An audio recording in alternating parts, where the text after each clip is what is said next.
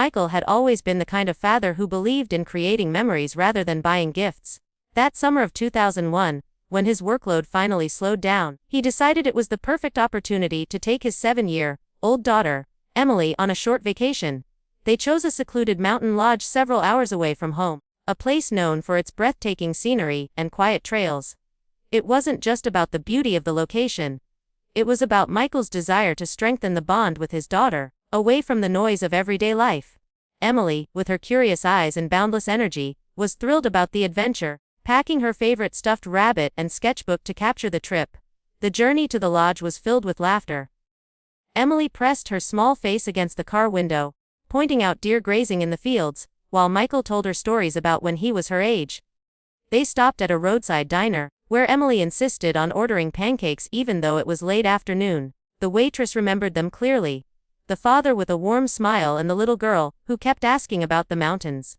Nothing seemed unusual, nothing seemed out of place. To anyone who saw them, they were just another happy father and daughter on a summer trip, with no hint of the darkness about to unfold. When they arrived at the mountain lodge, the staff checked them in without issue. The wooden cabin assigned to them was small but cozy, with a stone fireplace, 2 twin beds, and large windows that overlooked the endless forest below. Emily immediately ran to the porch, mesmerized by the sound of the wind weaving through the trees.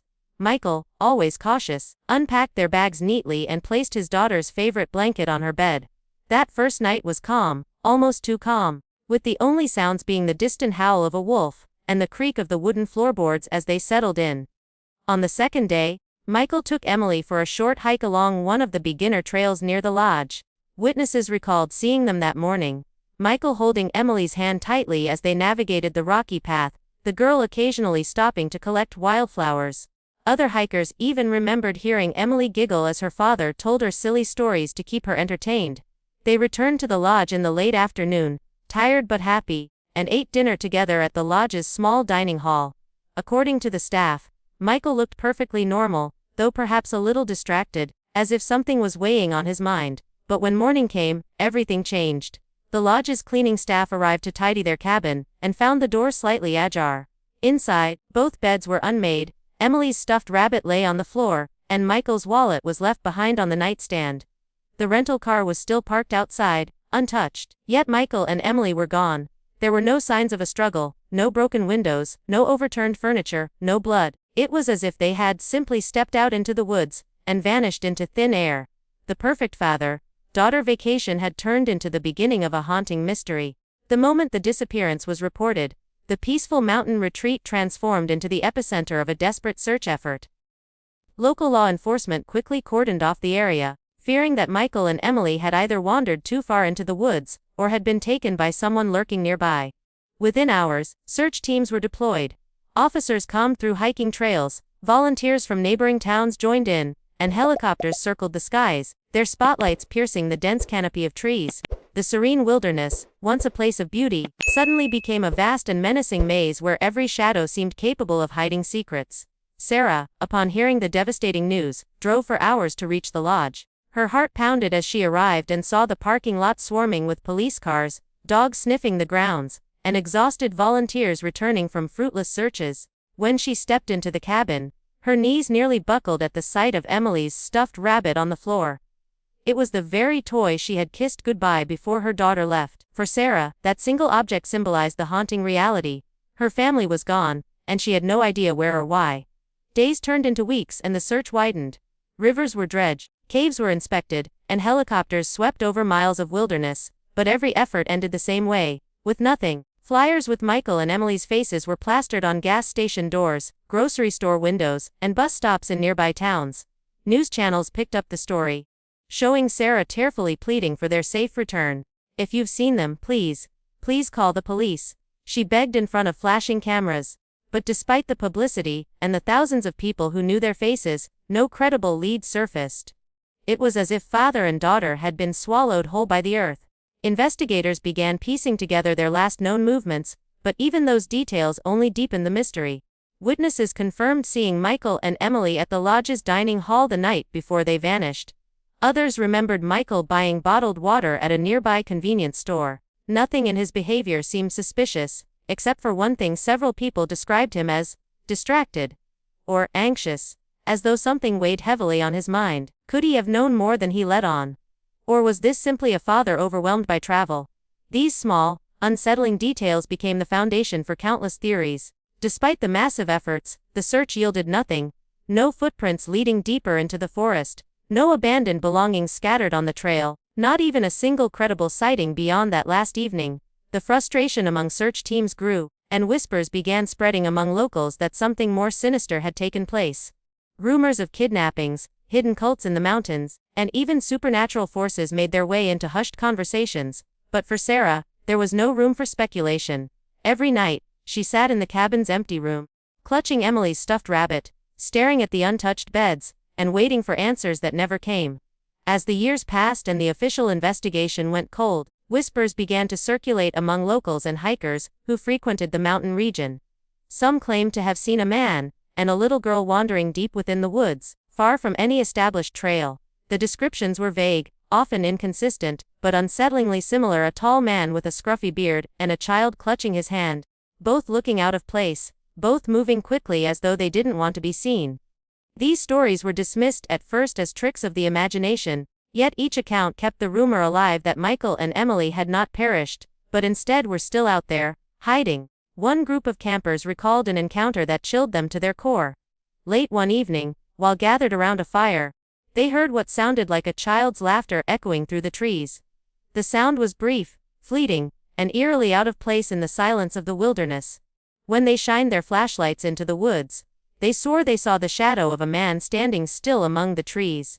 By the time they approached, there was nothing, only broken twigs and faint impressions in the soil that suggested someone had been there, watching them. Other hikers reported stumbling upon abandoned campsites in the forest, sites that seemed oddly rushed, with food wrappers scattered, footprints pressed into the mud, and in one case, a small, hand-drawn sketch of a rabbit left behind on a scrap of paper. When authorities were called to investigate, they collected what they could, but nothing conclusive tied the evidence back to Michael or Emily. Still, the idea of Emily, now older, sketching in the woods as she once did in her notebook, was enough to send shivers down Sarah's spine when she heard about it. These sightings, however, raised as many questions as they answered. If Michael had truly taken Emily to live in the wilderness, how had they survived for so long? The mountains were unforgiving, with harsh winters and scarce resources. And if they weren't living in the wild, then who were the figures people claimed to see? Could it have been strangers misidentified? Or was there something more deliberate, something secret, keeping them hidden all this time? Every whispered sighting kept Sarah's hope alive, but also deepened the torment of not knowing the truth. The rumors reached such intensity that some locals began to weave their own legends. They spoke of a ghost father and child, said to haunt the trails, appearing only at dusk before vanishing into the trees. Others insisted there was a network of isolated people, survivalists who lived off the grid and avoided contact with society, and that perhaps Michael had become one of them. For Sarah, these whispers were both a curse and a lifeline, haunting her with the possibility that her daughter was still alive, somewhere just beyond reach, living a life she could neither see nor understand. Nearly a decade after the disappearance, in the year 2010, Sarah's phone rang with a call she never expected. On the other end was a retired detective who had worked her husband and daughter's case in the early years. His voice was gravelly, almost hesitant, as if he wasn't sure he should even be speaking to her. He explained that while cleaning out an old evidence storage room, he had stumbled upon a sealed cardboard box labeled with the case number. Inside were items and documents that had been inexplicably overlooked, tucked away and forgotten for years. Sarah's heart pounded as he asked her to come down to the station. He said there was something she needed to see.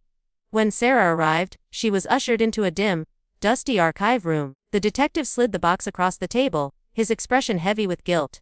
"This should have been reviewed long ago," he admitted. With trembling hands, Sarah opened it. At first, the contents seemed ordinary. Copies of witness statements, photographs of the cabin, lists of search routes.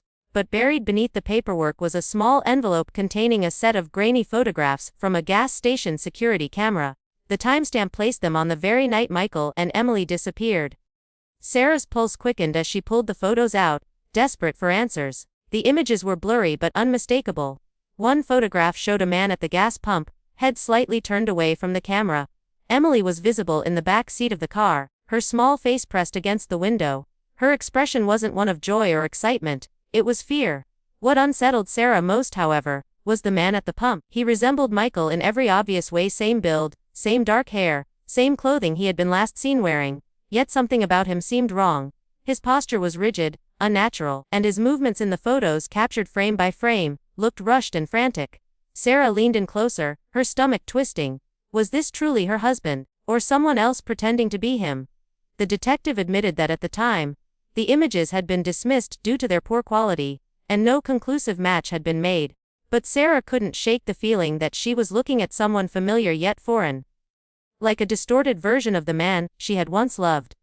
The possibility that Michael had deliberately fueled the car, in the middle of the night, with their daughter frightened in the back seat, gnawed at her. Why hadn't this piece of evidence been investigated further? Why had it been buried away in a forgotten box?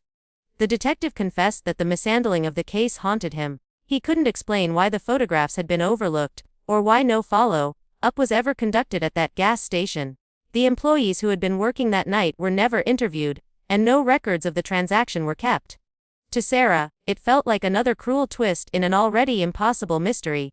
Here was a clue, perhaps the most important one, and yet it raised more questions than it answered. Who was truly behind the wheel that night? And if it was Michael, what secret had he been carrying that would force him to disappear with their daughter forever? By 2023, 2 years had passed since that fateful vacation, and Sarah's life had become a quiet shadow of what it once was. Her days were routine, her nights restless, always haunted by unanswered questions. She had grown accustomed to the silence of not knowing, until one morning, when a weathered envelope appeared in her mailbox. Its paper was yellowed, edges frayed, and the handwriting across the front looked shaky, almost hesitant, as if the writer had wrestled with every stroke of the pen. There was no return address, only her name written in a way that made her heart stop. It was a script she hadn't seen in decades, yet it stirred something deep inside her. Her hands trembled as she brought the envelope inside. She sat at the kitchen table, staring at it for what felt like hours, too afraid to open it, too desperate not to. Finally, she tore it open. Inside was a single folded letter, and as her eyes skimmed the first line, her breath caught in her throat. The words were simple but devastating. I am still alive. The letter was signed not by Michael, but by Emily, her daughter, who would now be 29 years old. Sarah clutched the paper, tears blurring her vision, her mind racing between disbelief and hope. The letter was written in hurried, uneven handwriting, as if Emily had been forced to write quickly or under great stress. She explained in brief, cryptic sentences that her father had taken her away deliberately on that night in 2001. According to Emily, Michael had been protecting her from something, or someone, that Sarah had never known about. She wrote of secrets, of dangers lurking behind the life they had once thought normal. And most chillingly, she ended the paragraph with a plea. Mom, please don't try to find me. It's not safe for either of us. Sarah read the letter again and again, every word cutting deeper than the last. Why would her husband, a man she thought she knew better than anyone, take their child and vanish without a word? And what was the danger Emily referred to? Was it something from Michael's past, or something darker? Something Sarah could never have imagined. The fact that Emily was alive gave her hope, but the warning ignited a new kind of terror. Someone, or something, was still out there, and if her daughter was afraid, then it meant the threat had never gone away. The most unsettling part came in the letter's final lines. Emily wrote, I wish I could tell you more, but they're always watching. One day, when it's safe, I'll come back. Until then, remember that I love you. Those words echoed in Sarah's mind, long after she folded the letter back into its envelope. Who were they? How had her daughter survived all these years? And why, after 2 decades of silence, had Emily decided to reach out now? The letter didn't bring closure. It opened a door to new, more terrifying questions, leaving Sarah staring into a future filled with both hope and dread. After reading the letter dozens of times, Sarah found herself replaying every memory she had of Michael. The warmth of his smile, the way he tucked Emily into bed, the weekends they spent at the park. It all clashed violently with the image of a man who could deliberately vanish with his own daughter. But as she dug deeper into the past, she realized there had been moments, fleeting, subtle moments, that never quite made sense. Times when Michael would come home late, looking over his shoulder, or the way he sometimes grew tense when the phone rang at odd hours. Back then, she brushed it off as work stress. Now, she wondered if those were the cracks in a secret life he had carefully concealed. Determined to understand, Sarah revisited Michael's old belongings that she had kept in storage for years. Inside a worn leather briefcase, she found receipts, old notebooks, and business cards from people she had never met. One card in particular stood out. It belonged to a man linked to a now defunct company rumored to have ties to shady financial dealings. There were also several unexplained withdrawals from their joint bank account in the months leading up to the trip. Sarah had always trusted Michael, never questioning his explanations, but the pattern was clear. Something was going on behind her back, something that might explain why he felt the need to disappear. The police had long since closed the case, but Sarah began quietly asking questions, contacting anyone who might have known Michael from that time. A retired colleague revealed something that left her shaken. Shortly before the vacation, Michael had confided in him about people he couldn't get away from. He didn't elaborate, but his fear was evident. The colleague assumed it was about work stress or debt collectors, but now, in light of Emily's letter, the words carried a far darker weight. Could Michael have been entangled with dangerous individuals, and had he believed the only way to protect Emily was to vanish? The idea tormented Sarah. If Michael had taken Emily to keep her safe, why hadn't he trusted her, his wife, with the truth? What danger was so great that he felt forced to tear their family apart? And if the threat still existed after 22 years, as Emily's warning suggested, then perhaps Michael's disappearance wasn't only about protection, it was about survival. Every clue seemed to suggest that the man she married was someone she never fully knew, someone who had been living in fear long before the fateful trip. Yet there were still gaps, mysteries left unexplained. Emily's letter had mentioned they, a faceless group watching, waiting, still controlling her even decades later. If Michael had taken their daughter to escape these people, then how had they managed to stay hidden for so long? And more importantly, what had changed that drove Emily to finally break the silence now? The pieces of the puzzle were there, scattered and incomplete, but one thing was clear to Sarah. The truth about Michael was far more terrifying than she had ever imagined. Sarah took the letter to the authorities, her hands trembling as she handed it over. Investigators studied the handwriting, comparing it with samples of Emily's school assignments preserved in the original case files. The results came back frustratingly inconclusive. Some experts believed the strokes and curves aligned with Emily's childhood writing, suggesting authenticity. Others argued the shaky penmanship could have been forged, crafted to mimic her hand but distorted by time. The lack of certainty left Sarah stranded between hope and despair, unable to know whether she was holding her daughter's real words, or the cruel invention of a stranger. The media caught wind of the development, and once again, Michael and Emily's disappearance became a topic of public fascination. News anchors speculated on national television, crime forums erupted with theories, and strangers sent Sarah dozens of emails claiming to have information. Some said Emily was alive, living under a new identity. Others insisted Michael had been part of a covert operation, hiding secrets too dangerous to expose. But among the noise, no tangible evidence surfaced. All Sarah had was that single, weathered letter. A fragile lifeline that could either be the truth or another layer of torment. At night, Sarah found herself reading the final line of the letter over and over. One day, you'll know the truth.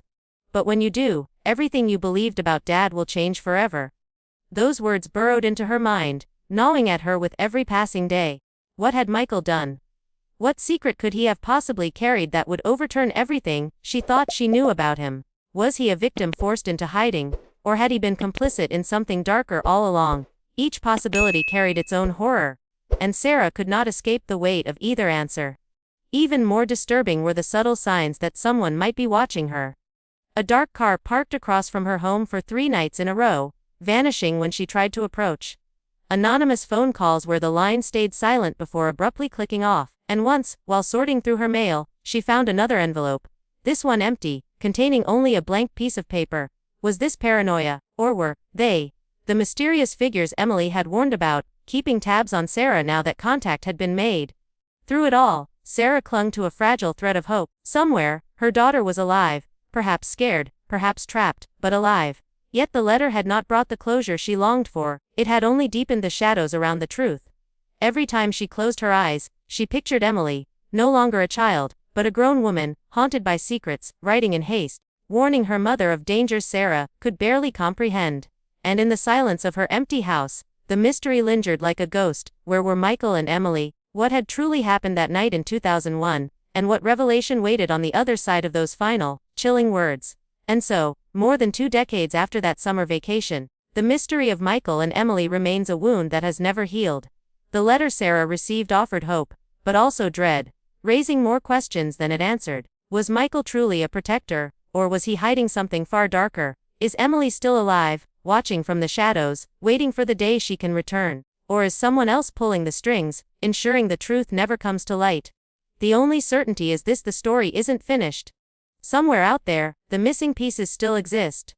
But until they are uncovered, one chilling line will continue to haunt Sarah, and perhaps all of us.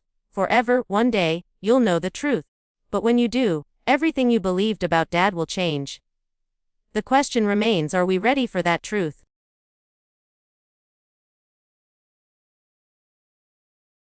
If you liked this video, don't forget to hit that like button, share it with your friends, and drop your thoughts in the comments below. Most importantly, subscribe and hit the bell icon so the next secret finds you first.